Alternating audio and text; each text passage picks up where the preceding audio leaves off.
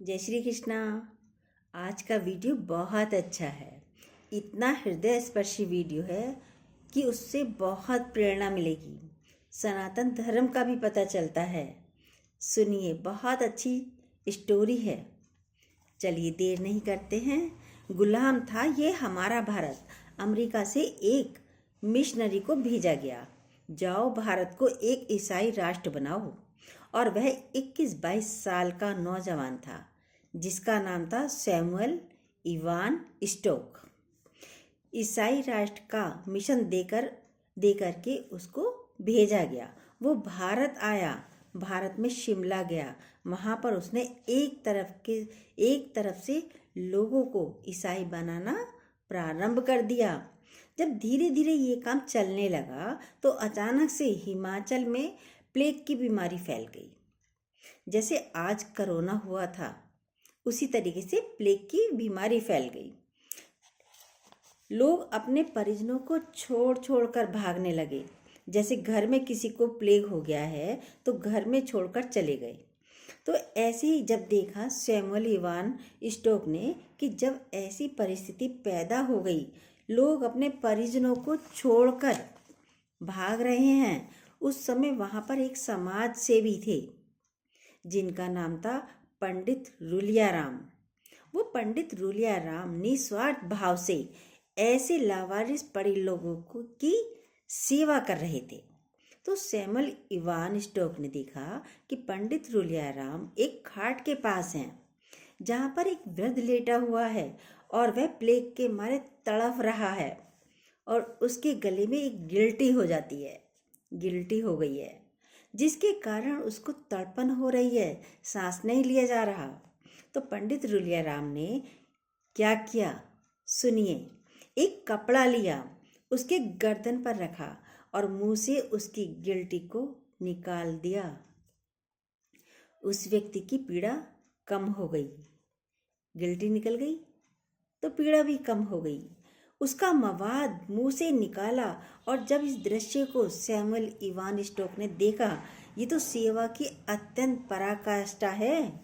मैं जो सेवा के नाम पर ठगी कर रहा हूँ, मैं जो सेवा के नाम पर लोगों को ईसाई बना रहा हूँ, ये तो फरेब है, ठगी है, धोखा है, फ्रॉड है, ये तो षड्यंत्र है और ये निस्वार्थ सेवा है।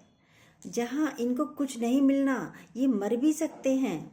छूने पर लोग मर रहे हैं और ये उनकी ऐसी स्थिति में सेवा कर रहे हैं। उस समय सैमुअल इवान स्टोक का हृदय परिवर्तित हो गया। उसने पंडित रुलियाराम से कहा कि ये क्या सिद्धांत है, ये क्या सिद्धांत है जो आप में इतनी तन्मयता तल्लीनता है लोगों की समाज के प्रति। तो पंडित रुलियाराम ने कहा, ये सनातन धर्म के सार्वभौमिक सिद्धांत हैं जो हमें मानवतावाद का उपदेश देते हैं और मैं वही कर रहा हूँ। सर्वे भवन्तु सुखिना सर्वे सन्तु निरामया के सिद्धांतों को पालन कर रहा हूँ। तो सैमुअल इवान स्टोक ने कहा, मैं भी ये सनातन धर्म के सिद्धांत जानना चाहता हूँ। तो सैमुअल इवान स्टोक को पंडित रुलियाराम ने सत्यार्थ प्रकाश की लाइट ऑफ ट्रूथ की एक पुस्तक दी और कहा, इसे पढ़ो और तुम्हें सनातन धर्म का पूरा सारांश पता चल जाएगा इसको पढ़कर कि सनातन है क्या। सैमुअल इवान स्टोक ने उस पुस्तक का अध्ययन किया और अध्ययन करने के बाद ऐसा हृदय परिवर्तन हो गया कि आया तो था भारत को ईसाई राष्ट्र बनाने के लिए, लेकिन वो भारत को आज़ाद कराने की लड़ाई में कूद पड़ा।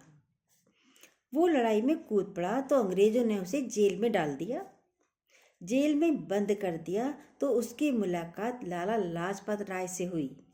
जेल से निकलकर आने के बाद उसने पंडित रुलियाराम से वह मिला और बोला कि मैं अब सनातन धर्मी बनना चाहता हूँ और मैं अपना नाम भी, क्योंकि आपने जो मुझे सत्यार्थ प्रकाश दी थी, द लाइट ऑफ ट्रूथ, उसको पढ़ने के बाद मेरा हृदय सनातन की ओर श्रद्धा से भर गया है। तो मैं नाम भी अपना उसी सत्यार्थ प्रकाश से प्रेरित होकर रखना चाहता हूँ। अपना नाम सत्यानंद रखना चाहता हूँ। और वो व्यक्ति सत्यानंद आर्य सन्यासी बन गया और भारत में रह कर के मृत्यु पर्यंत तक सनातन धर्म का प्रचार करता रहा। आप सोचकर देखिए कि एक व्यक्ति जिसको भारत को ईसाई मुल्क बनाने के लिए भेजा गया था, छल कपट करके वो व्यक्ति सनातन धर्म का प्रचारक बन गया। उसने अपनी पत्नी को भी सनातन धर्म का प्रचारक बना दिया। अपने घर के एक कोने में यक्षशाला खोल दी। आज भी हिमाचल प्रदेश में जाएंगे तो वह यक्षशाला विद्वान हैं। वहाँ उपनिषदों के मंत्र उकेरे हुए हैं। उसके घर में आज भी भगवत गीता के श्लोक लिखे हुए हैं।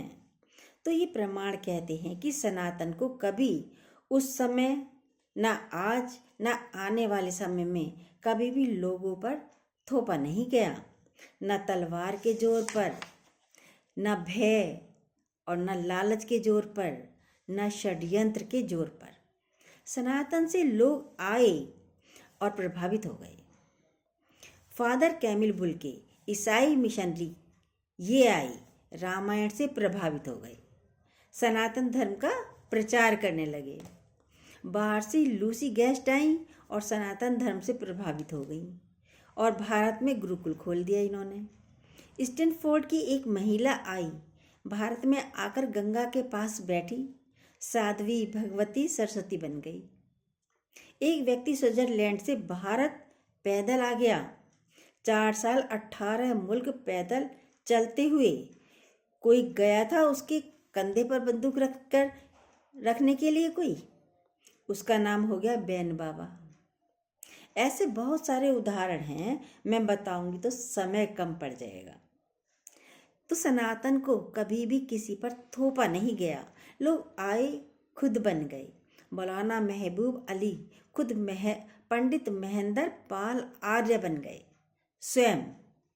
मौलाना मतलब इमाम मस्जिद के खुद सनातन धर्मी बन गए।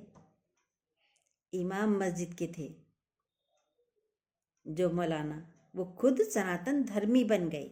हमने किसी को जोर नहीं दिया, किसी से जबरदस्ती नहीं की, लोग आए और बन गए। तो इसमें हमारी क्या गलती? जय श्री कृष्णा। कैसी लगी ये हमारी बातें? अच्छी लगी हो तो प्लीज़ जो न्यू हो सब्सक्राइब कीजिएगा, लाइक कीजिएगा, बेल को दोबारा से प्रेस जरूर कीजिएगा और अपने कमेंट भी दे सकते हैं। जय श्री कृष्णा।